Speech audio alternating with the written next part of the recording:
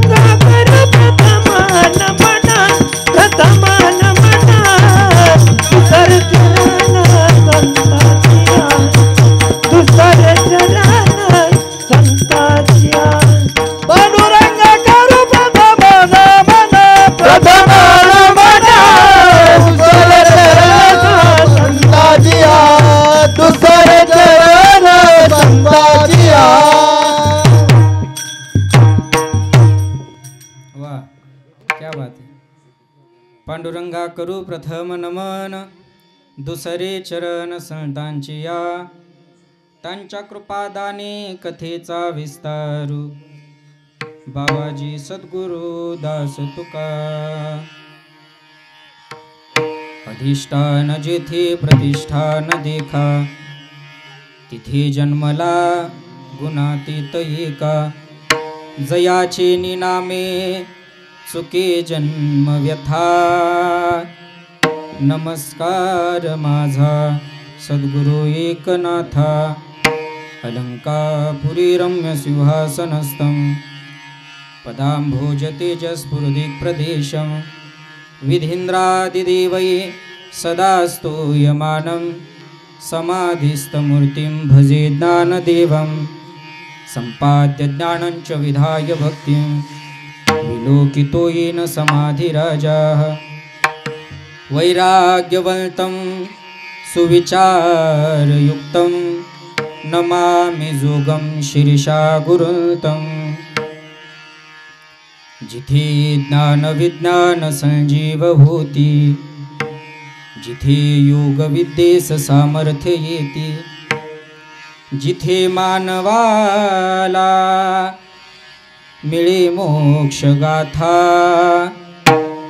तुझ्या पायरीशी सदा नम्र माथा, नवी भूल अश्वत्थ वृक्षास आली, जिथे ज्ञान ओवी सहवेद झाले. तुझ्या शब्द शब्दात सायुजनाथा, तुझ्या पायरीशी सदा नम्र माथा. तुझ्या मंदिरी आर्त जीवास तृप्ती, तुझ्या दर्शने लोक स्वानंद घेती. श्रुती धन्य झाल्या तुझे गीत गाता, तुझ्या पायरीशी सदा नम्र माथा. तीन शिरे सहा शिरे सहा हात, शिरे सहा हात. तया माझे दंडवत, तया माझे दंडवत, तया माझे दंडवत, तया माझे दंडवत, तया माझे दंडवत, तया माझे दंडवत. तया माझे दंडवत,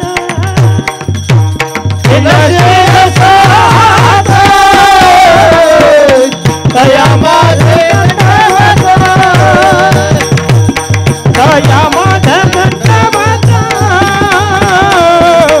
तया माझे दंडवत.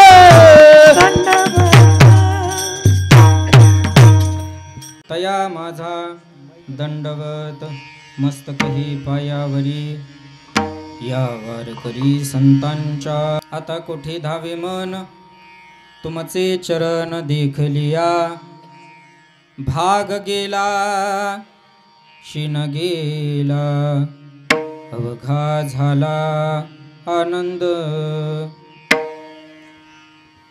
संप्राप्त प्रसंग कीर्तनरूपी सेवेकरिता निवडलेला अभंग. या अभंगामध्ये जगद्गुरु तुकोबराय परमार्थात आल्याच्या नंतर भगवान परमात्म्याच्या चरणापासून जो अनुभव आला तो अनुभव आजच्या या अभंगामध्ये व्यक्त करतात. विठ्ठल विठ्ठल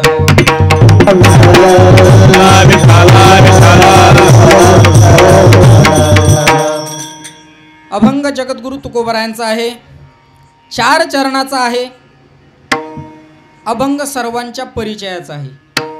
अभंग भजनी मालिकेतला, काकड्याच्या मालिकेतला, सर्वांच्या पाठ म्हणा. ज्यांच्या गळ्यात माळ आहे त्यांच्या हा पाठ आहे, परंतु ज्यांच्या गळ्यात माळ नाही पण ते गावात आहेत त्यांच्या कमीत कमी कानपाठ तरी आहे.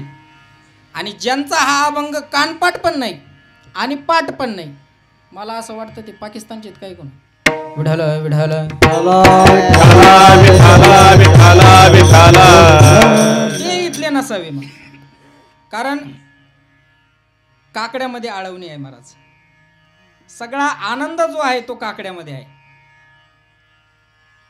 काकडा ज्या वेळेस गावामध्ये चालू होतो लोक आरामात झोपा घेतात आणि असं म्हणतात की त्या काकड्याच्या आळवणीने, त्या काकड्याच्या गायनाने अशी शांत झोप लागते महाराज. निदान त्या झोपेत का व्हायना पण तुम्ही हा अभंग ऐकला असेल. तुम्ही एक काम करा बरं, थोडं जवळ जवळ या, म्हणजे मला पण बोलायला थोडंसं. तसं मला काय कोरोना झालेला नाही, मी तुमच्या परिचयाचा आहे, मी कोणाला मारित नाही, सोनं बिनं पैसे बिशे काही मागित नाही. या जवळ या या या या पुढं सारखा थोडं थोडं, म्हणजे कसं रेंज लागले त्याची. आणि माझा स्वभाव असा आहे मावशी, कीर्तनात मला तुम्ही बोलले सर्वांनी पुढे पुढे सरका, तर मला कीर्तन करू वाटतं. सरका पुढे पुढे या पुढं या या या. ऐका ऐका, कीर्तन चालू असताना ताईमाई अक्का मी माझा स्वभाव तुम्हाला सांगतो बरं का बाबा, फेटेवाले बाबा इकडे लक्ष द्या. कोण नाही फेट्यावालं कोण नाही, गेले ते बाबा आता. हा इकडे लक्ष द्या, टोपीवाले फेट्यावाले गेले आता. इकडे लक्ष द्या. माझा एक स्वभाव सांगतो तुम्हाला मी, कीर्तन सुरुवात असताना सांगितलेला बरा. माझी एक सवय आहे महाराज, मला जर कीर्तनात तुम्ही बोलले नाही तर मला येतो राग, आणि राग आल्याच्या नंतर आहे ना ह्या खांबाला धडका घेत असतो मी. खरंच. त्याच्यामुळे तुम्ही ना कीर्तनात मला बोलत चला. खेळीमेळी वातावरण, तुम्ही बोलले मी बोललो, आपलं कीर्तन आहे. फक्त मी बोलत असताना तुम्ही बोलत जाऊ नका. विठ्ठल विठ्ठल विठ्ठला विठ्ठला विठ्ठला. अभंग तुकोबारायांचा आहे, सर्वांच्या परिचयाचा आहे. अभंगामध्ये जगद्गुरु तुकोबाराय आपला अनुभव व्यक्त करतात. पण अभंगावर बोलण्यापूर्वी थोडासा परिहार द्यायचा, तो म्हणजे असा.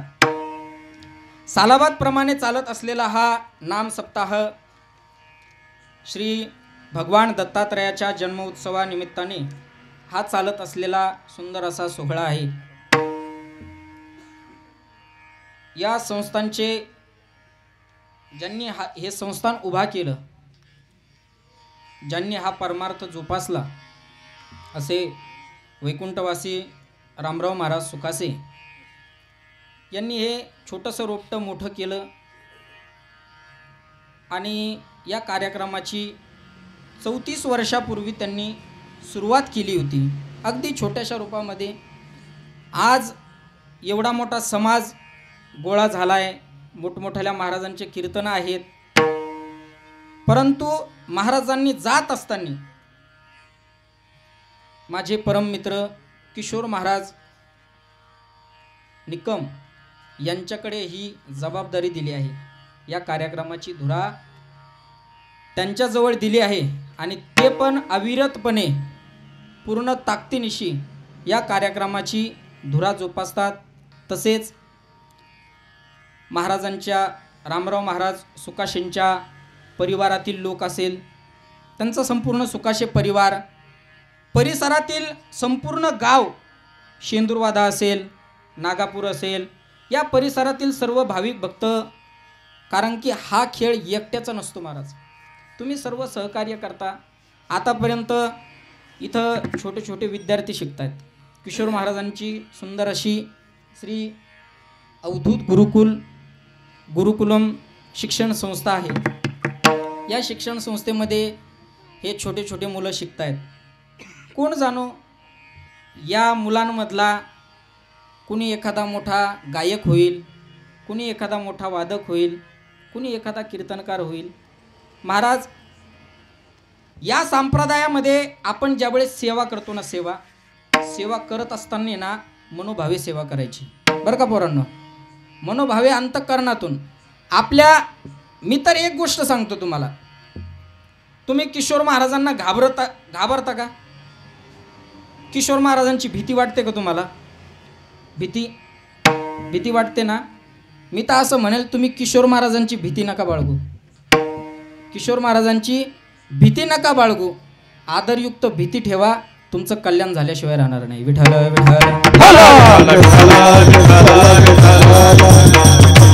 कारण भीती आणि आदरयुक्त भीती याच्यामध्ये फरक आहे. महाराज आले तेवढ्यापुरते पोरं फक्त घाबरतात, परंतु महाराज गेल्याच्या नंतर काही काही नमुने असे असतात. कारण की आम्ही सुद्धा संस्थेत होतो, ते धिंगाणा घातल्याशिवाय राहत नाही. कारण की ती सेवा करायची असेल ना तर मनोभावे करा. एक शब्द सांगू, अहो तुम्हाला जर सेवा करायची असेल ना, तुम्हाला जर पखवाजाची सेवा करायची असेल ना अंतःकरणातून, तर पखवाज तुमच्या समोर उभा राहील तुमची सेवा घेण्याकरता. तुम्हाला जर गायनाची सेवा करायची असेल तर त्या गायनातले स्वर तुमच्या समोर उभे राहतील तुमची सेवा घेण्याकरता. आणि तुम्हाला जर कीर्तनाची सेवा करायची असेल ना तर ज्ञानोबा तुकोबारायांचे ग्रंथ तुमच्या समोर उभे राहतील तुमची सेवा घेण्याकरता. विठ्ठल विठ्ठल. हे देखील कीर्तनासाठी उपस्थित आहेत, त्यांनाही द्यावे तेवढे धन्यवाद. दुसरे गायनाचार्य आमचे फावले महाराज यांना देखील खूप खूप धन्यवाद. त्यांच्याही चरणी माझा माथा विनम्र करतो.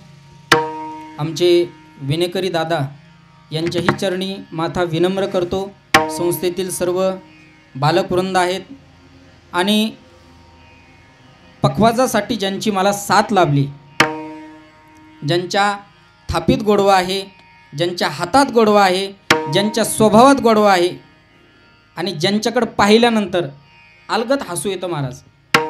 कुठलाही माणूस त्यांच्याकडे बघू द्या, थोडंसं स्मित हास्य करणारच, कारण की सतत हसतमुख असणारे माझे परम मित्र श्री हरिभक्तीपरायण मृदंग सम्राट नवनाथ महाराज हे देखील कीर्तनासाठी उपस्थित आहेत. आता तुम्ही म्हणताल तुमच्या टोळीचे नावं घेतले आणि आम्ही काय तो 10व्याच्या का 13व्याला आलेलो आहे. नाही, तुम्ही तसे म्हणणार नाही, कारण की चेहऱ्यावरती खूप सोज्वळ लोक दिसतात. आता तुम्ही म्हणाल तुमचं नाव नाही घेतलं, तुमचं सगळ्यांचं नाव एका उखाण्यात घेतो. ऐका मावशा हो, इकडं लक्ष द्या. उखाणा पाहना कसे चेहरे खुलले लगेच उखाणा म्हणल्या. आता तुमच्यासारखा असा लंबा लचक मला नाही येणार, पण थोडासा उखाणा घेतो. श्री पांडुरंगाच्या चरणी फूल वाहतो वाकून, तुमच्या सर्वांचं नाव घेतो ज्ञानोबा तुकोबरायांचा मान राखून. विठ्ठल विठ्ठल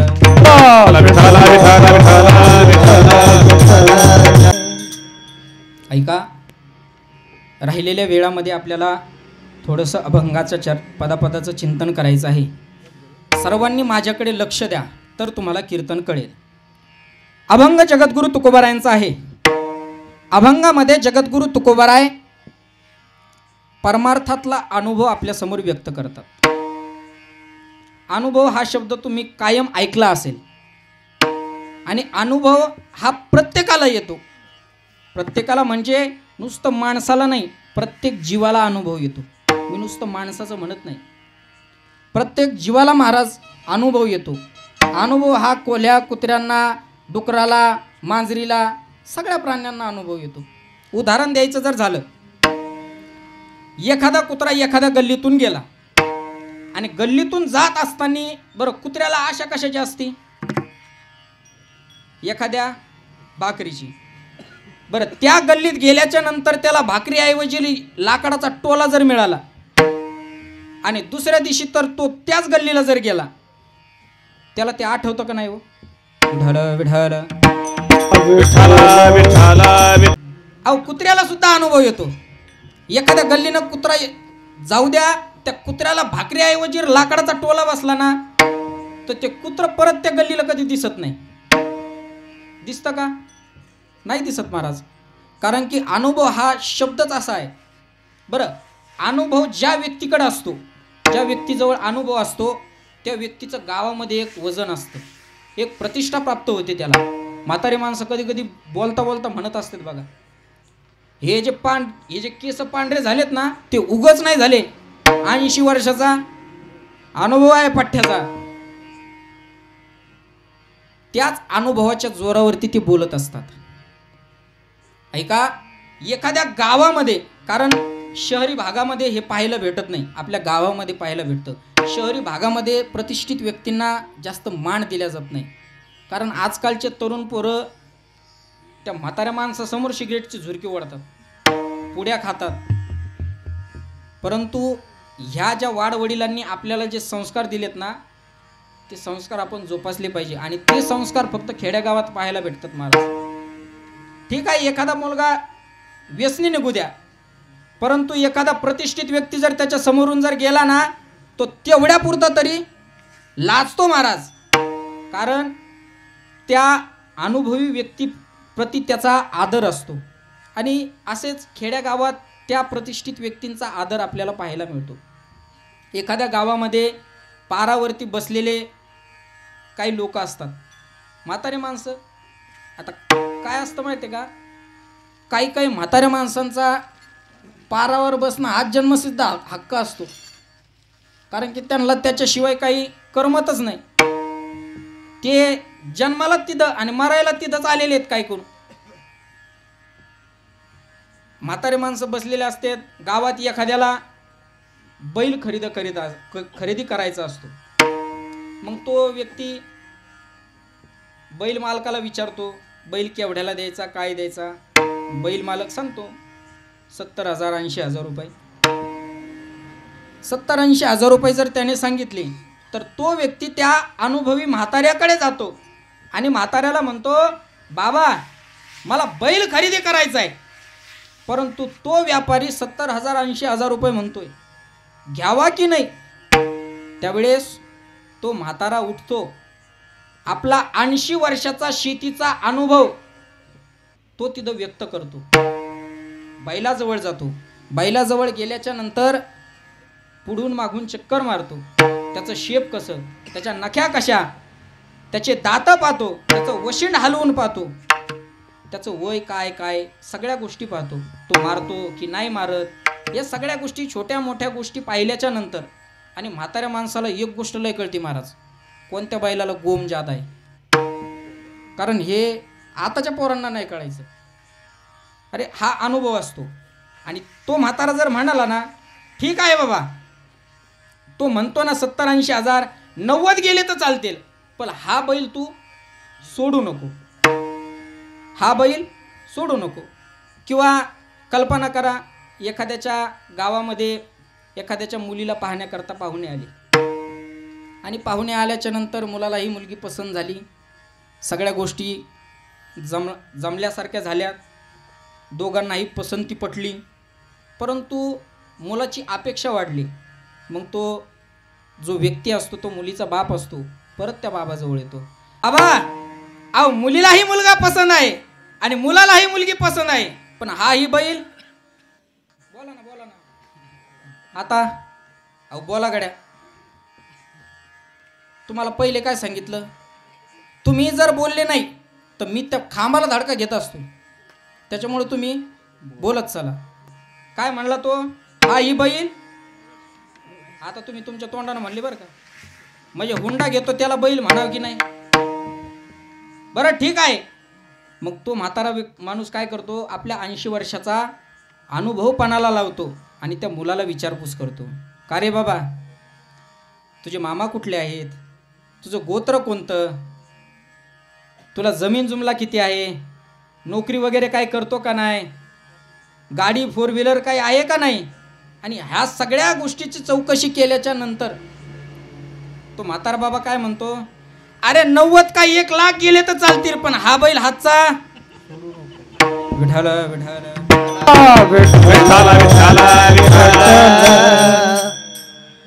कारण त्या माणसाला वजन कशामुळे आहे, कारण त्याचा अनुभव बोलतो महाराज.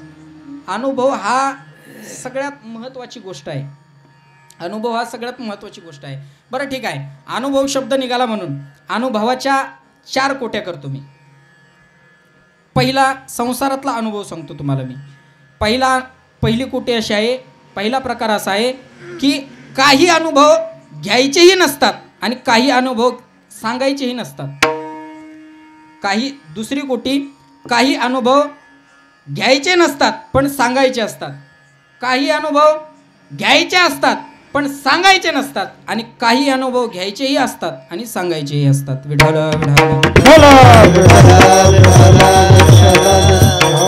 त्यातला पहिला प्रकार पाहू. तुम्हाला प्रत्येक प्रकाराचा एका वाक्यामध्ये तुम्हाला त्याचा अर्थ सांगतो. पहिला प्रकार असा आहे की काही अनुभव घ्यायचेही नसतात आणि सांगायचेही नसतात. समजा एखाद्या व्यक्तीनं विष घेतलं. आता विष घेण्याचा अनुभव सांगण्यासारखा आहे का घेण्यासारखा आहे. अहो घेऊही नाही आणि सांगूही नाही. आणि जर एखाद्यानं घेतलं तर सांगायला परत राहू नये, सांगायला परत राहू नये. कारण विष हे काय औषध नाही महाराज, कारण की तो अनुभव घेऊही नाही आणि सांगूही नाही. दुसरा प्रकार असा आहे, काही अनुभव घ्यायचेही नसतात, काही अनुभव घेता येत नाही पण सांगता येतात. समजा आपण एखाद्या व्यक्तीचं दुखायला लागलं, तो डॉक्टरकडे गेला. डॉक्टरकडे गेल्याच्या नंतर तो डॉक्टरला बोलायला लागला, डॉक्टर साहेब सकाळपासून. आता काही डॉक्टरकडे गेल्यानंतरचे पण पेशंटला भारी भारी असतात. तिथं डॉक्टरकडे गेल्यानंतर म्हणतात, डॉक्टर साहेब मला कसं कोण होते. आता कसं कोणाची गोळी डॉक्टरनं कोणती काढली. डॉक्टर म्हणला, अख्ख्या जिंदगीत जेवढा अनुभव काढला, जेवढे पुस्तकं वाचले, तेवढ्या पुस्तकात कसं कोण ही बिमारी आतापर्यंत मी कधी पाहिली नाही. जाऊ द्या, एखादा व्यक्ती डॉक्टरकडे गेला आणि डॉक्टरकडे गेल्याच्या नंतर तो जर म्हणाला, डॉक्टर साहेब सकाळपासून अंग कणकण करायला लागले, ताप आल्यासारखा झालाय, सर्दी झाली, खोकला झालाय. डॉक्टर काय करतो, 4-2 गोळ्या लिहून देतो. ही गोळी सकाळ दुपार संध्याकाळी घ्या, आराम करा, काढा करा, सकाळपर्यंत तुम्ही ठणठणीत बरे होताल. बरं मला सांगा, त्या गोळ्या डॉक्टरनं घेऊन पाहिल्यात का? बोला गड्या तुम्ही, बोला ना, बोला ना. एकदा घेऊ का तिकडं, म्हणजे तुमचं समाधान होईल. मावशा हो, घेऊ का टक्कर? नाही ना? हा, त्या मावशा चांगल्या हो. विठाला विठाला. बरं ऐका ऐका, काही अनुभव घ्यायचे नसतात पण सांगायचे असतात. तिसरा प्रकार असा आहे, काही अनुभव घ्यायचे असतात पण सांगायचे नसतात. आता चार भिंतीमध्ये घडलेला नवरा बायकोचा अनुभव हा समाजात सांगायसारखा असतो का? समजा एखाद्याच्या बायकोने त्याला पार हात मोडूस तर हाणलं,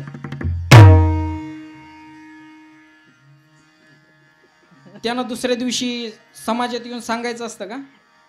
नाही बरं, काय काय सांगा, काल रात्री बायकोने एवढं हाणलं. नवी करकरीत कोल्हापुरी होती हो, नवी करकरीत कोल्हापुरी. असं हाणलं. हा अनुभव सांगायचा असतोय का? अहो सांगू नाही म्हणजे माझं झालंय म्हणून तुम्ही मला म्हणताय का?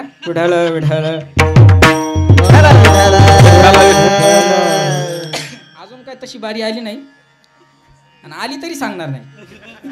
कारण हा अनुभव घ्यायचा असतो, सांगायचा नसतो. आणि चौथा प्रकार असा आहे, कारण अगोदरचे जे 3 प्रकार आहेत हे संसारामध्ये घडत असतात, आणि शेवटचा जो प्रकार आहे ना, हा परमार्थात घडत असतो. तुकोबराय म्हणतात, सुरुवातीचे 3 प्रकार आम्ही सांगितलेच नाही, परंतु जो चौथा प्रकार आहे ना, तो अनुभव आम्ही घेतला सुद्धा आणि लोकांना सांगितला सुद्धा. अनुभवाने अंगा या जगाते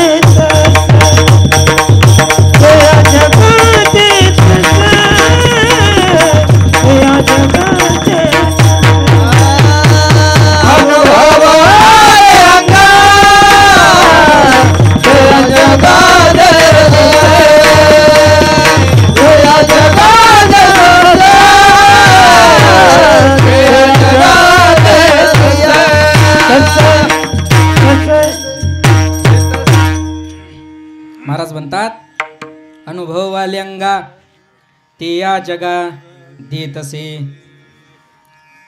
महाराजांच्या जीवनामध्ये जो अनुभव आला तो अनुभव जगद्गुरु तुकोबारायांनी आपल्या समोर मांडला. बरं, फक्त परमार्थातलाच अनुभव जगद्गुरु तुकोबारायांनी आपल्या समोर मांडला का हो? अहो परमार्थातलाच नाही, प्रपंचातला सुद्धा अनुभव जगद्गुरु तुकोबारायांनी आपल्या समोर मांडला. फक्त आनंदाचा अनुभव मांडला का? फक्त आनंदाचा नाही, दुःखाचा सुद्धा अनुभव जगद्गुरु तुकोबारायांनी आपल्या समोर मांडला. कोपला पाटील गावीची हे लोक, आता मज भीक कोण घाली. कारण जो अनुभव आपल्याला आला तो आपण सांगितला पाहिजे. बाबा, आपण अनुभव कशासाठी सांगतो बरं? आपल्याला जो अनुभव आला तो आपण लोकांना कशासाठी सांगतो? कारण त्याच्या पाठीमागे काहीतरी शिकायला मिळालं. जगद्गुरु तुकोबारायांचा सुद्धा हाच उद्देश आहे. जगद्गुरु तुकोबाराय काय म्हणतात की मला जो अनुभव आला तो मी तुमच्यासाठी याच्यासाठी सांगतोय की तुम्हालाही त्याचा आनंद मिळावा. विठ्ठल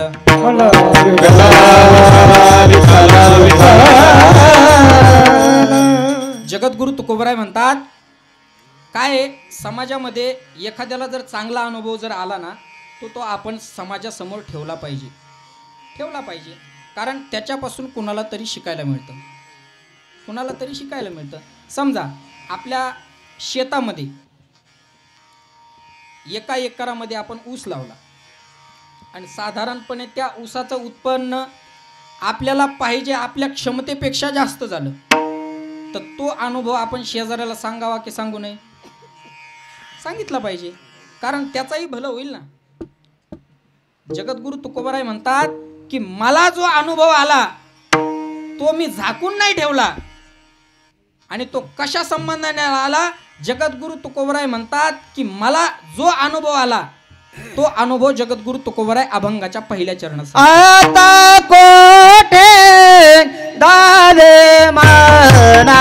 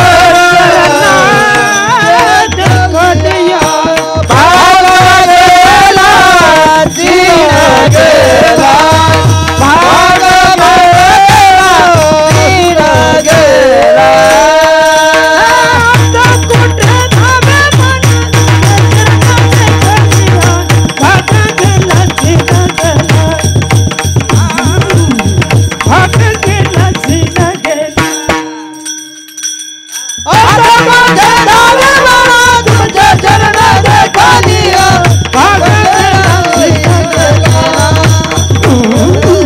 भाग गेला दिन गेला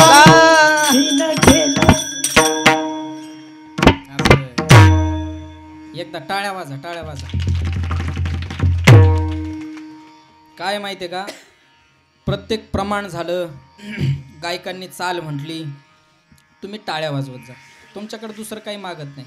आणि टाळ्या हा प्रकार असा आहे महाराज की तो त्या गायकाला, त्या वादकाला उत्साह वाढवतो. त्याच्यामुळं एखादं चाल झालं, एखादं प्रमाण आवडलं किंवा एखाद्या वक्त्याचा एखादा शब्द आवडला तर आपण टाळ्या वाजवून त्याचं कौतुक केलं पाहिजे. विठ्ठल विठ्ठल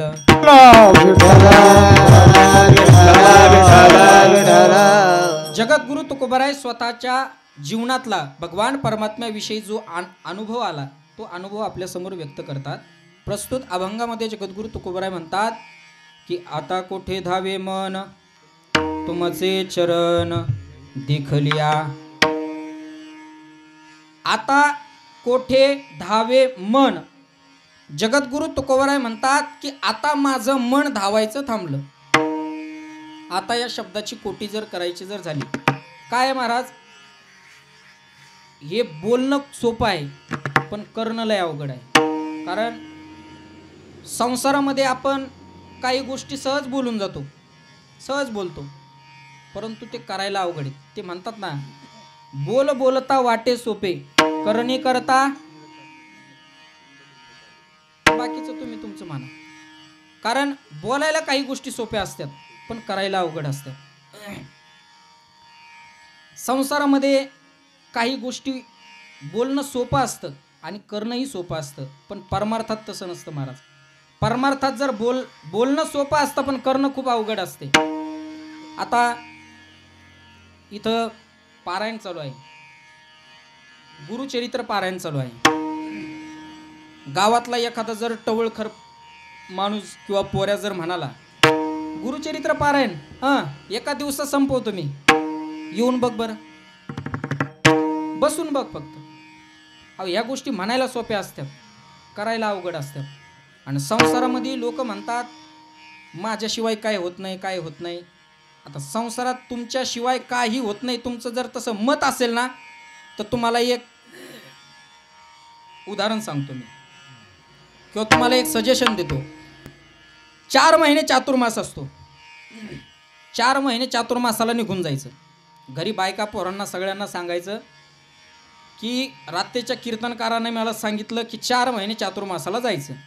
4 महिने चातुर्मास करून आल्याच्या नंतर, घरी आल्याच्या नंतर पोराला फक्त एवढं म्हणायचं, 4 महिने मी इथं नव्हतो, माझ्या वाचून काही राहिलं का? पोराचं वाक्य काय राहिलं माहितीये का? बाबा चातुर्मास एवढ्या लवकर संपला?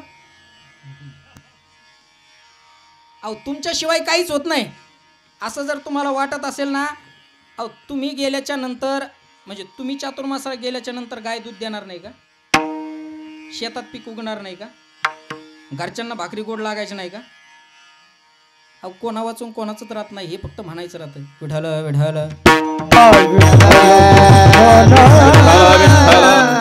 हे जगद्गुरु तुकोबाराय म्हणतात. जगद्गुरु तुकोबाराय बोलतात की आता माझं मन थांबायचं राहिलं. अहो हे म्हणणं सोपं आहे पण करणं. परंतु एक वाक्य बोलू का? जगद्गुरु तुकोबारायांचा अभंग म्हणजे या अभंगातला, या गाथ्यातला एक एक अभंग हा वेदाप्रमाण आहे. या एका एका अभंगाचं महत्त्व वेगळं आहे महाराज. अहो नुसतं एका एका अभंगाचं म्हणत नाही मी, एका एका अभंगातल्या एका एका चरणाचं, एका एका शब्दाचं, त्या शब्दाला दिलेल्या काना, मात्रा, उकार, विलंटी याचं सुद्धा खूप मोठं महत्त्व आहे महाराज. त्याचं कारण असं असतं, एखादा शब्द जर आपल्या तोंडातून निघाला त्या शब्दाला किंमत नसते महाराज.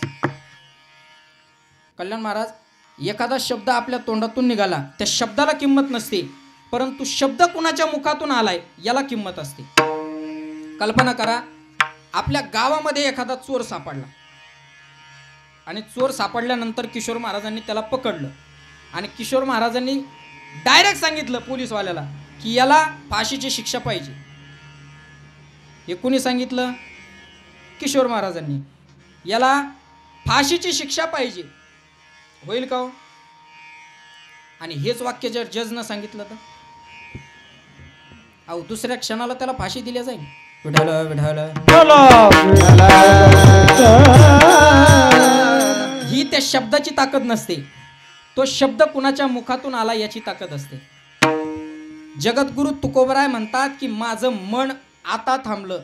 आता या शब्दाचा जर अर्थ आपण पाहू गेलो, कारण कसं आहे माहिती आहे का, जगद्गुरु तुकोबरायांच्या अभंगावर ज्यावेळेस चिंतन करायला लागलो ना, आता मी माझा अनुभव सांगतो. या अभंगावरती मी भरपूर कीर्तनं केले असतील, परंतु प्रत्येक वेळेस कीर्तनाला उभा राहिल्याच्या नंतर माझ्याकडून या अभंगाचे वेगवेगळे अर्थ निघतात.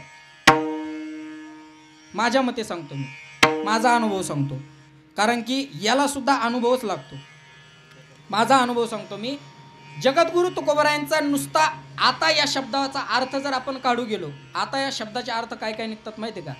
आता म्हणजे प्रारंभ, आता म्हणजे विषय बदलणे, आणि आता म्हणजे वर्तमान काळ. आता शब्दाचे अर्थ सांगतो तुम्हाला मी. आता म्हणजे प्रारंभ. आता समजा कीर्तनाला उशीर झाला. किशोर महाराजांना तिकडून किशोर महाराज निघून आले आणि पोरांना ओरडायला लागले, अरे एवढा वेळ झाला कीर्तन चालू करण्याकरता, आता तरी कीर्तन. आता म्हणजे प्रारंभ करणे याला आता म्हणतात. दुसरा शब्द आहे विषय बदलणे. समजा गावागावात एखाद्याचे भांडणं लागले, भावाभावामध्ये भांडणं लागले, प्रतिष्ठित व्यक्ती येतो आणि त्या भावाभावाच्या भांडणामध्ये मध्यस्थी करतो, उभा राहतो आणि त्या भावाभावाला समजून सांगतो, अरे एकाच माईची लेकरं तुम्ही असे कशाला भांडताय? गाव तुमचा तमाशा बघायला लागलंय. हा तमाशा तुम्हाला दाखवायचा जर असेल तर आता हे बंद करा आणि इथून पुढं चांगलं वागा. हा विषय बदलण्यासाठी आहे. आता या शब्दाचा तिसरा अर्थ आहे वर्तमान. एखादा माणूस किंवा एखादा मुलगा दारू पिऊन खूप थकला, त्याचा अख्खा परिवार वाया गेला, परंतु एखादा प्रतिष्ठित व्यक्ती उठतो आणि त्याला काय म्हणतो, अरे आताच बघ, तुझे लेकरं बाळ रोडवर येतील, आता दारू पिणं बंद कर. आता हा शब्द वर्तमान ठरवतो आणि आता हा शब्द अनंतवाचक आहे महाराज. आता विश्वात्मके, आता तुम्ही कृपावंत. नुसतं आता शब्द जरी घेतला ना महाराज गाथ्यामधला, तर या आता शब्दावर कीर्तन संपेल. विठाल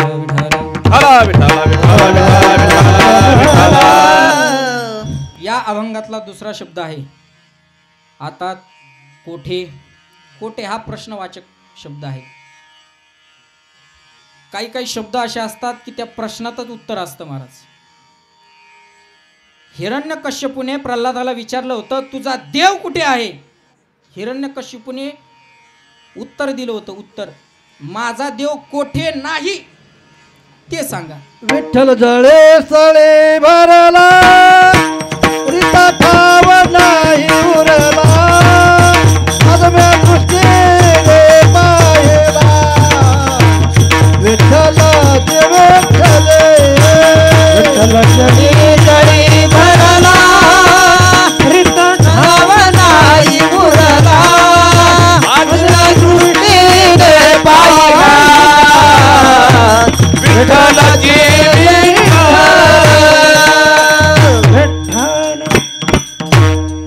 हिरण्यकश्यपूने प्रश्न विचारला होता, तुझा देव कुठे आहे सांग.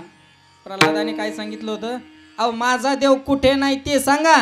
जनीवनी अवघा देव, अहो सगळीकडे देव आहे.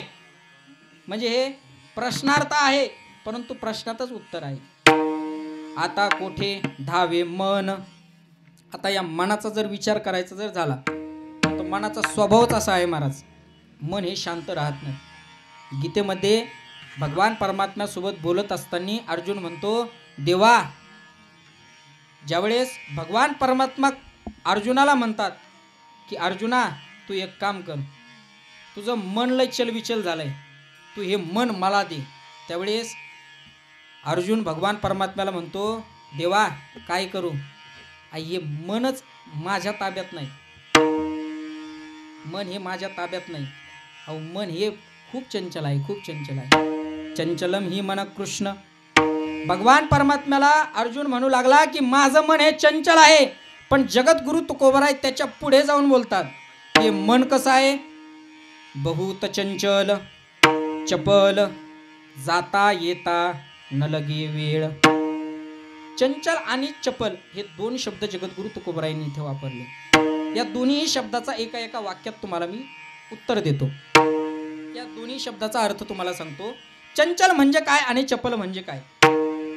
चंचल या शब्दाचा अर्थ असा आहे की एखादं काम जर आपण घेतलं, एखादं काम जर आपण हाती घेतलं तर ते काम अर्धवट सोडून द्यायचं आणि दुसऱ्या कामाकडे जायचं, याला चंचल म्हणतात.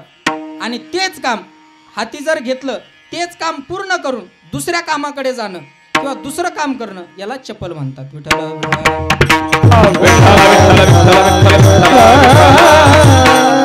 जगद्गुरु तुकोबाराय म्हणतात की हे मन माझं चंचल पण आहे आणि चपल पण आहे, कारण याचा स्वभावच गप राहणे नाही.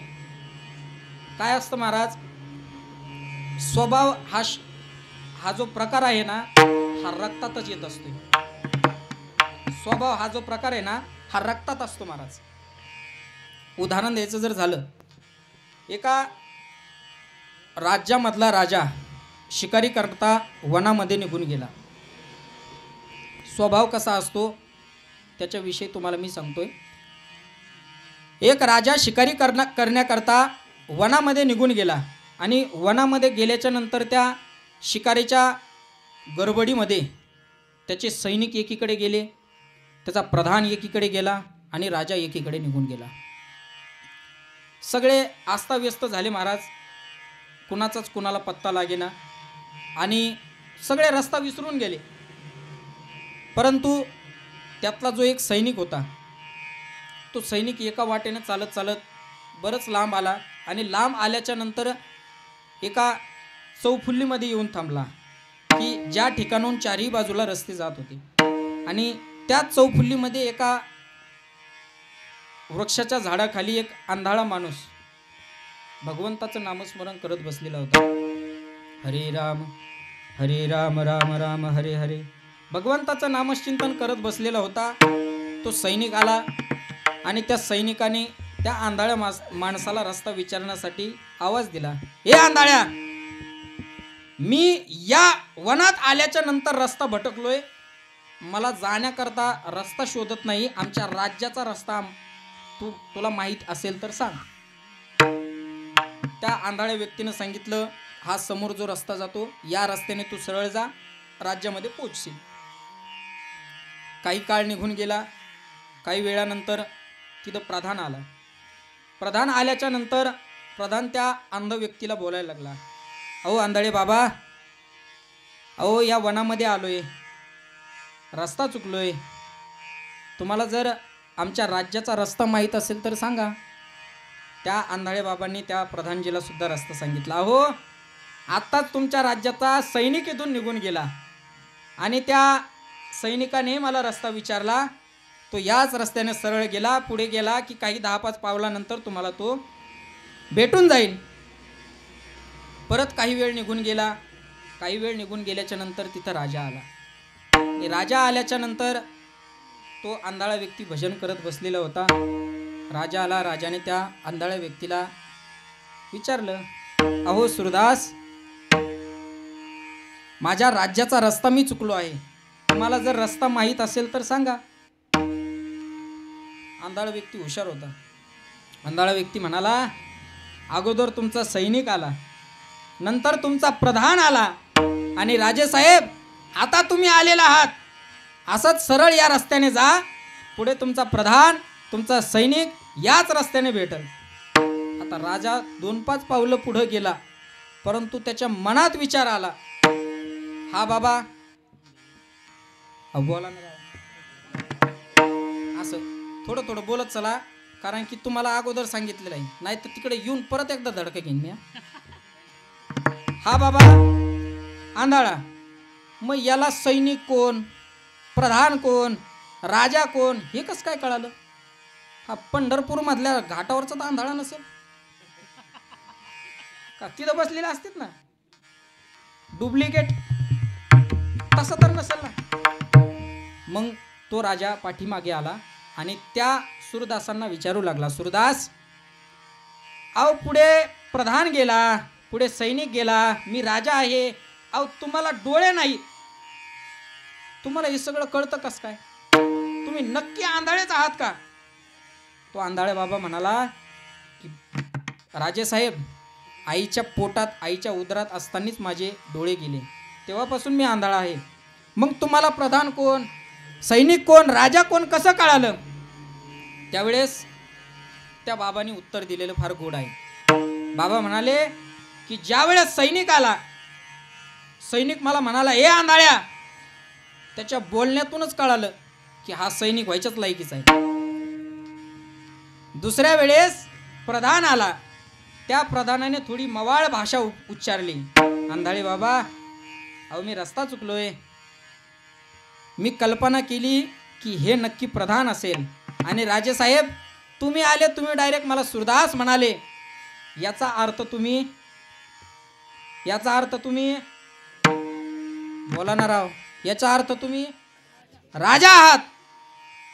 हा शब्द ज्यावेळेस त्या राजाला पटलं आणि राजाला असं वाटलं आंधळ हुशार आहे, आपल्या काम येईल. राजाने त्या आंधळ्याला सोबत घेतलं, आपल्या राज्यामध्ये नेलं, आणि राज्यामध्ये नेल्याच्या नंतर तिथल्या त्या सैन्यानं सांगून टाकलं, ऐका सैनिका हो, एक माणूस त्याच्या ताब्यातच दिला आणि त्या माणसाला सांगितलं, या बाबाला जे लागन ते द्यायचं, खाण्याकरता काय काय लागल सगळ्या गोष्टी द्यायच्या, रोजच्या 2 पोळ्या, भाजी भाकर पोळी, काय लागल ते सगळं साहित्य त्याला हजर करायचं. त्याला कुठं फिरायचं असेल तर घोडा आहे, या घोड्यावर त्याला संपूर्ण फिरून आणायचं. त्याला ज्ञानेश्वरी गाथा गीता काही ऐकायची असेल तर तू त्याच्या समोर वाचून दाखवायची. या सगळ्या गोष्टी त्याला सांगितल्या. काही दिवस निघून गेले. राजाच्या आयुष्यामध्ये 2 घोडे घेण्याचा योग आला. घोड्याचा व्यापारी त्याच्या राज्यामध्ये आला आणि त्या घोड्याची किंमत त्याने 2 लाख रुपये सांगितली. एका घोड्याची किंमत 2 लाख रुपये सांगितली. विठाल विठाल विठाला विठाला विठाला 2 लाख किंमत सांगितल्यानंतर राजाला घोडे पसंत पडले. दोन्हीही सारखे घोडे होते, जुळे घोडे होते, दिसायलाही सारखे, उंचीलाही सारखे, रुबाबात सारखे, सगळ्या गोष्टी राजाला पटल्या. परंतु राजाला वाटलं आपल्याकडे आंधळा माणूस आहे, निदान याचा थोडाफार अनुभव आपण घेऊ. तो आंधळा व्यक्ती आला, त्याने दोन्ही घोड्याच्या पाठीमागून पुढून चक्कर मारला आणि चक्कर मारल्याच्या नंतर तो आंधळा व्यक्ती त्या राजेसाहेबाला म्हणू लागला, राजेसाहेब, माझ्या जो डाव्या हाताचा घोडा आहे ना तो तुम्ही घ्या आणि उजव्या हाताचा घोडा तुम्ही घेऊ नका. राजेसाहेब म्हणाले, असं कसं काय, तुम्ही असं कसं काय बोलू शकता? त्यावेळेस तो आंधळा व्यक्ती म्हणायला लागला की माझ्या डाव्या हाताचा जो घोडा आहे ना त्याच्या पाठीवरून मी हात फिरवला,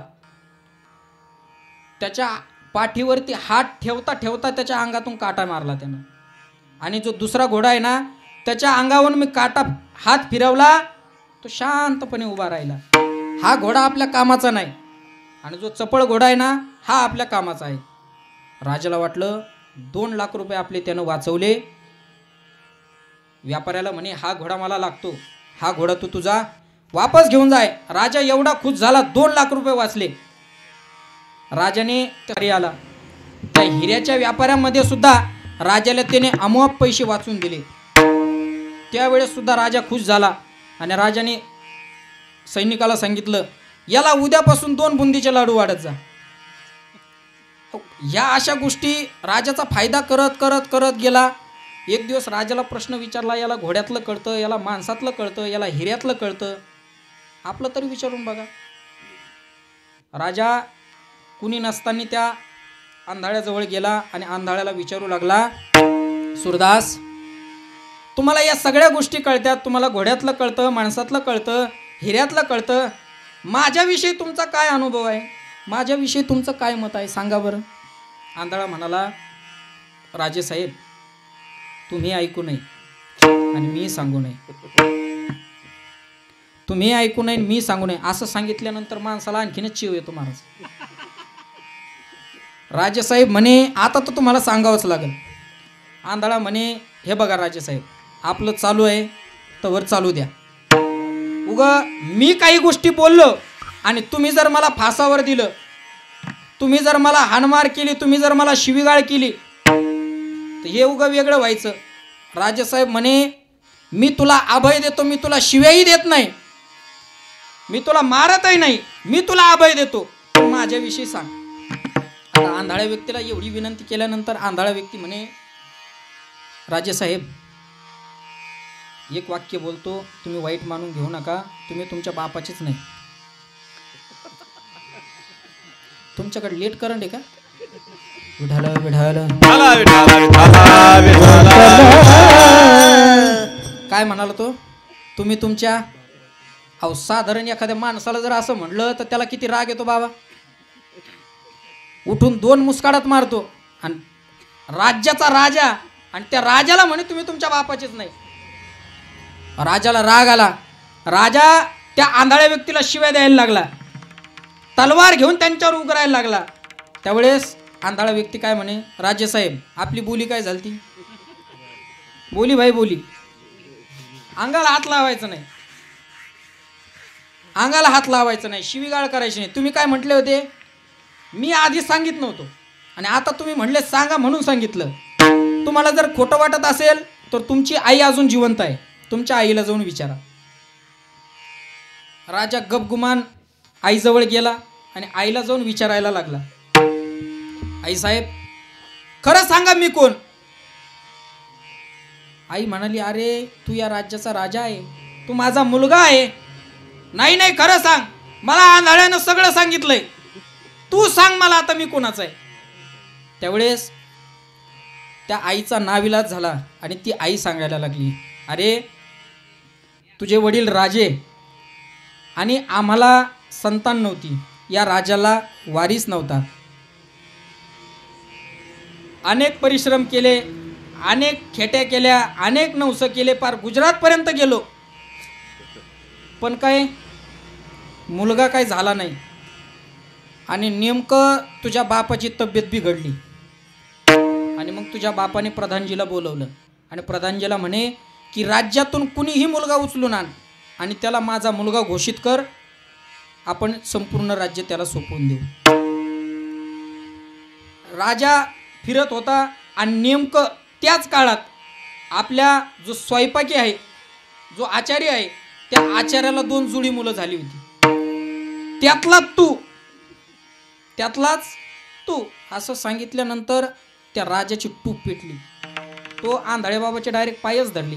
आंधळे बाबाला म्हणे, नेमकं तुम्हाला हे कळलं कस काय, तुम्हाला हे कळालं कस काय? त्यावेळेस आंधळा काय म्हणला माहितीये का, अरे तुझ्या राज्यामध्ये तुझा मी एवढा फायदा करून दिला, एवढा फायदा करून दिला, घोडे आले त्यावेळेस फायदा केला, हिरे आले त्यावेळेस फायदा केला, आणि तुझं देणं काय? 2 चमचे तूप आणि 2 लाडू. हे आचार्याच्याच मनात येणार का राजाच्या येणार? विठाला विठाला विठाला विठाला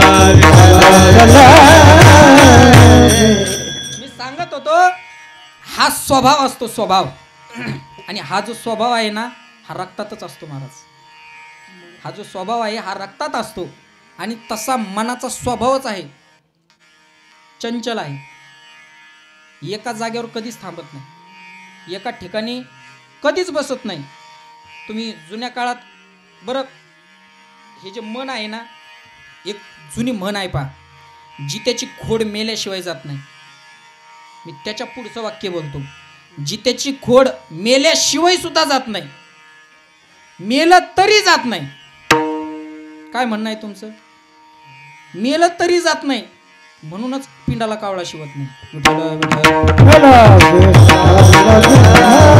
ते म्हणतात ना, आता गावातले काही काही लोक म्हणतात, समजा एखाद्याच्या पिंडाला कावळा जर नाही शिवायला लागला ना, मग ते अनुभवी त्यांचे क्लासमेट मित्र त्यांच्या बॅचमधले ते सांगत असतात त्याला लई चपटी आवडत होती, बिड्याचा कट्टा ठेवा, कारण तंबाखूची पुडी, ज्याच्या त्याच्या खोडी, कारण की त्या खोडी जात नाही महाराज. आणि या मनाची एक खोड आहे का हे शांत कधीच बसत नाही. आता जुन्या काळात गावामध्ये गारुड्याचे खेळ यायचे बघा, गारुड्याचे खेळ. बाबा तुमच्या काळात तेव्हा मी पण होतो, तुमच्या काळात सगळे आपण सोबत होतो ना. गारुड्याचे खेळ यायचे आणि त्या गारुड्याच्या खेळामध्ये ते ठरलेलं राहतं, कारण की त्या गारुड्याला पोट भरायचं असतं. एक माकड माकडीनी दोघं जण राहतात. माकडाचं नाव रामू आणि माकडीनीचं भागूबाई. ते ठरलेलंच राहतं. तो खेळ चालू करतो, त्या माकडाचं आणि माकडीनीचं लग्न लावतो आणि लग्न लावायच्या अगोदर काय म्हणतो, बघा या माकडीनीचं लग्न लावायचंय, यांच्याकडे काय पैसे नाही, आता लग्नासाठी एवढा मोठा खर्च येणार आहे, करा 2-2 रुपये गोळा.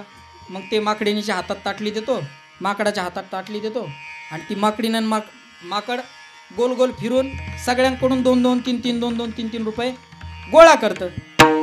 गोळा केल्याच्या नंतर परत त्यांचा सुंदर असा संसार थाटला जातो. सुंदर संसार चालत असताना अचानक माकडाला अटॅक येतो. म्हणजे खरं नाही, अटॅक येतो त्या कहाणीमध्ये आणि माकड मरण पावतं. मरण पावल्याच्या नंतर तो गारुडी परत ते डमडम डमडम वाजवतो. हां असं जमलं असं डमडम डमडम डमडम वाजवतो आणि परत काय म्हणतो, बघा ना आत्ताच यांचं नुकतंच लग्न झालं आणि आता ते माकडसुद्धा मेलं, परंतु याच्या अंत्यसंस्काराला सुद्धा पैसे नाही, तो परत करा 2-2, 3-3 रुपये गोळा. मग ते माकडीनीच्या हातात ताट देतं आणि ताट देत परत पैसे गोळा करतं. परंतु हे माकड पडलेलं राहतं. बरं हे मेलेलं आहे ना, माकड मेलेलं आहे ना, मग यानं गप मारावं ना. माकड मेलेलं आहे ना, यानं गप मारावं ना. ते तिथं बसल्या बसल्या खाजवत राहतं, कारण जित्याची कोड मेलं तरी जात नाही. विठ्ठल विठ्ठल मनाचा आहे महाराज, कारण की मनाचा स्वभावच असा आहे, हे कुणाचं ऐकत नाही. जगद्गुरु तुकोबराय म्हणतात, या मनाला अनेक उपमा दिलेल्या आहेत, अनेक उपमा शास्त्रामध्ये. या मनाला अनेक उपमा दिल्यात. काही ठिकाणी या मनाला उन्मत्त हत्तीची उपमा दिलेली आहे. हे मन कसं आहे, हत्तीसारखं आहे, उन्मत्त आहे, कुणाचं ऐकत नाही, बलशाली आहे. काही ठिकाणी या मनाला बोकडाची उपमा दिली आहे, बोकडाची उपमा. आता एका राज्यामध्ये एका राजाने बोकड पाळला होता. पटपट सांगतो, राहिलेल्या वेळामध्ये आपल्याला उर्वरित अभंगाचं चिंतन करायचं आहे. विठ्ठल विठ्ठल सांगतो, मन किती चंचल आहे, मनाचा स्वभाव सांगतो. या मनाला अनेक उपमा दिलेल्या आहेत, त्यात बकऱ्याची उपमा दिली आहे. बकरं बघा बरं तुम्ही, किती चरून येऊ द्या, पण चालता चालता तुरीचे शेंडे तरी हाणतच, त्याचं कारणच असं आहे, त्याचं मनच भरत नाही महाराज. आपण सुद्धा जेवायला बसलेलो असू, कारण आपलं मन एका विषयावर कधीच राहत नाही. जेवता जेवता जर समजा गुलाबजाम खाता बरं खाऊच लागलो, खाता जिलेबी आली, आपलं मन लगेच जिलेबीकडे गेलं. जिलेबी खाता बासुंदी आली, आपलं मन बासुंदीकडे गेलं. बासुंदी पिता आपलं मन लगेच श्रीखंडाकडे जातं. मन एका जागेवर राहतच नाही महाराज, कारण मनाचा स्वभावच असा आहे, एका जागी राहत नाही. पण त्याच मनाला माशीची सुद्धा उपमा दिलेली आहे, कारण माशी बघा एका जागेवर कधीच राहत नाही. माशी प्रत्येक ठिकाणी फिरत राहते, प्रत्येक गोड पदार्थावर बसत राहते, घाणीवर बसत राहते. पण माशीचा एक स्वभाव चांगला आहे, कोणता? ती विस्ताव्यावर निखाऱ्यावर कधीच बसत नाही. कारण तिला माहिती आहे तिथं गेलं का आपला परत माघारी परत येणंच नाही. तसं ज्ञानोबा म्हणतात की या मनाकडून एक गुण चांगला घेण्यासारखा आहे. एक गुण चांगला घेण्यासारखा आहे. तो कोणता? हे मन एक तर कुठं बसत नाही, परंतु एखाद्या ठिकाणी जर बसलं की ते मन परत वापस येत नाही. विठ्ठल विठ्ठल. जगद्गुरु तुकोबारांनाही तेच सांगायचं आहे. अहो या परमार्थामध्ये मी खूप अट्टहास केला, खूप सायास केले, आणि खूप सायास केल्याच्या नंतर माझं जे मन आहे ते एकदा भगवान परमात्म्याचं चरण पाहिलं आणि ते मन धावायचंच विसरून गेलं. महाराज धावायचंच विसरून गेलं. एकदा भगवान परमात्म्याचे चरण पाहिले आणि माझ्या मनानं विसरून गेला. महाराज विसरून गेला. अहो हा फक्त जगद्गुरु तुकोबारायांचा अनुभव मी नाही सांगत, हा तुमचा आमचा अनुभव सांगतो. आपण सर्व वारकरी माणसं आहोत, परमार्थातली माणसं आहोत. आपण पंढरपूरला जातो दर्शनाकरता, पायी वारीमध्ये जातो. आपल्या गावापासून पंढरपूरपर्यंत पायी वारी करतो. 20-22 दिवसाचा प्रवास घेतल्याच्या नंतर आपण तिथं 40-40 तास बारीला लागतो. 40-40 तास बारीला लागतो. आणि बारीला लागल्याच्या नंतर ज्यावेळेस आपण भगवान परमात्म्याचं दर्शन घेतो, चरणावर डोकं टेकावतो, भगवंताचे चरण पाहतो, त्यावेळेस आपला अनुभव काय असतो? भाग गेला सीन गेल, भाग गेला सीन गेला, गेला भाग गेला सीन गेला, भाग गेला सीन गेला, अवघा झाला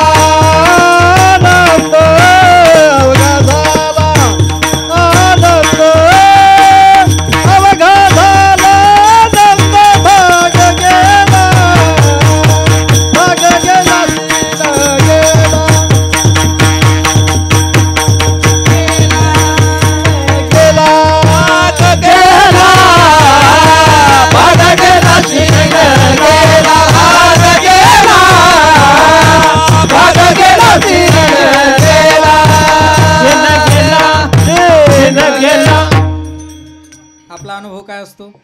भगवान परमात्म्याचा आपण एकदा का पाय पाहिले, वा अशा टाळ्या वाजवत जा, परत एकदा वाजवा. असं भगवान परमात्म्याचा आपण ज्यावेळेस चरण पाहतो त्यावेळेस आपण 48 तास बारीत उभा आहोत. 20 दिवस आपण पायी प्रवास केला. आपला बागही निघून जातो, शीनही निघून जातो, आणि आपल्याला आनंद प्राप्त होतो. जगद्गुरु तुकोबाराय तेच सांगतात. बरं याचा अर्थ जर आपण काढू गेलो ना, भाग गेला शीन गेला, अवघा झाला आनंद, याचा अर्थच असा आहे महाराज. भाग गेला शीन गेला म्हणजे माझ्या जीवनातलं सगळं दुःख निघून गेलं आणि माझ्या जीवनात अवघा आनंद प्राप्त झाला. विठ्ठल विठ्ठल.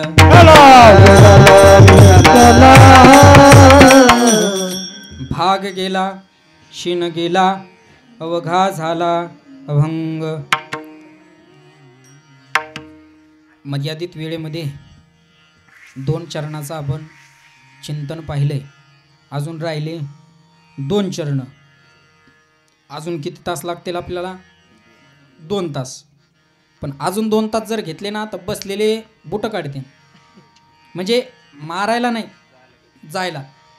हां बरं आहे ते, फोरजीतले ते.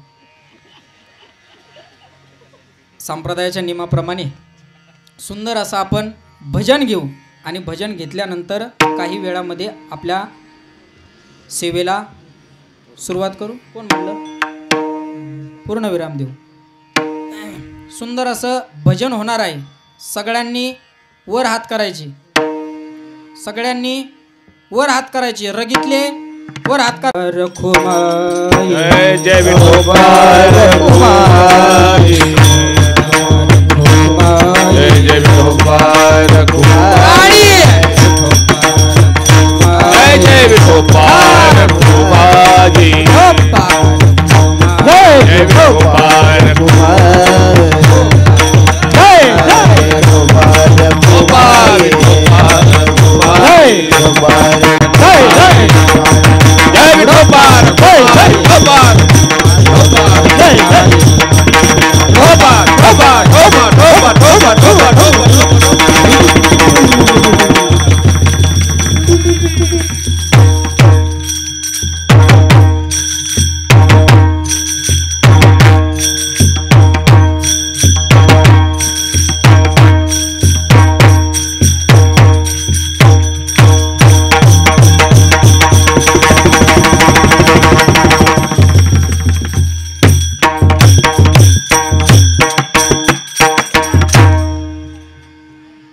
बात आहे. याला म्हणते परमार्थातला आनंद.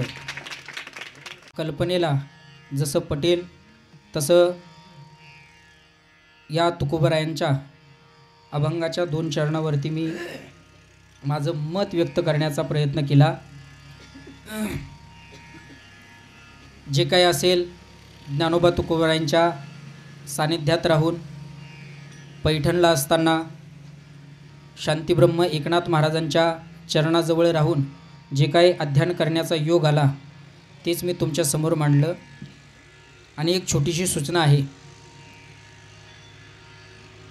22 जानेवारीला आपण ज्या दिवसाची आतुरतेने वाट पाहत होतो तो क्षण आलेला आहे.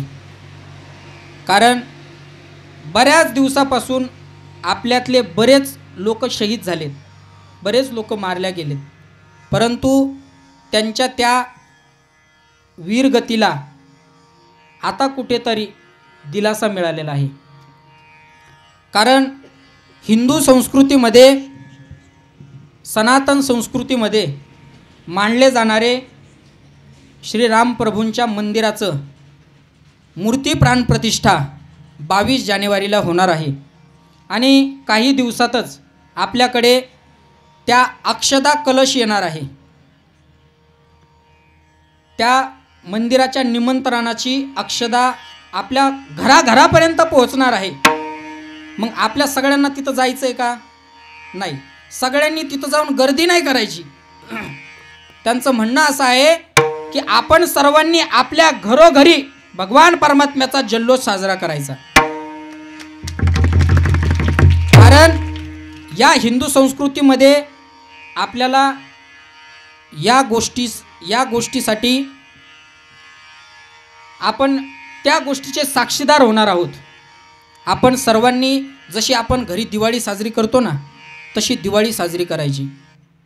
गावामध्ये घराघरामध्ये पंती लावा, दिवे लावा, लाइटिंग लावा, पूर्ण दिवाळी साजरी करायची. गावामध्ये तुम्हाला अन्नदान करायचं असेल तर अन्नदान करा. मंदिरामध्ये तुम्हाला कीर्तन, भजन, प्रवचन करायचं असेल तर ते सुद्धा करू शकता. परंतु आपल्या गावामध्ये याची सर्वांनी दक्षता घ्यायची. आणि